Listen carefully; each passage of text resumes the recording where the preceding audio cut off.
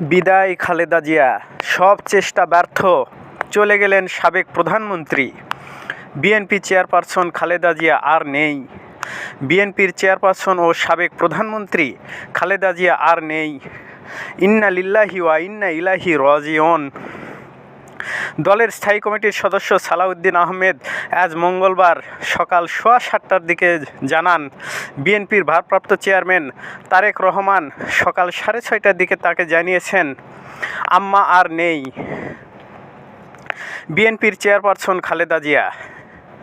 এর আগে বিএনপির মিডিয়া সেলের সদস্য আতিকুর রহমান রুমন জানান, খালেদা জিয়া সকাল 6টার দিকে রাজধানীর এভারকেয়ার হাসপাতালে চিকিৎসাধীন অবস্থায় মারা গেছেন। বিএনপির ভারপ্রাপ্ত চেয়ারম্যান তারেক রহমান ও পরিবারের অন্য সদস্যরা রাজধানীর এভারকেয়ার হাসপাতালে রয়েছেন। Please subscribe and click bell icon to get more update. পরিবারের সঙ্গে খালেদা জিয়া। ছবি তারেক রহমানের ফেসবুক পেজ থেকে।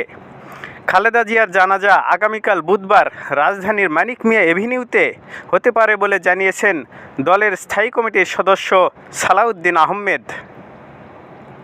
খালেদা জিয়ার দীর্ঘদিন ধরে নানা অসুস্থতা ছিল। মুক্তি পাওয়ার পর চলতি বছর 7 জানুয়ারি লন্ডনে খালেদা জিয়াকে চিকিৎসা দেওয়া হয়েছিল।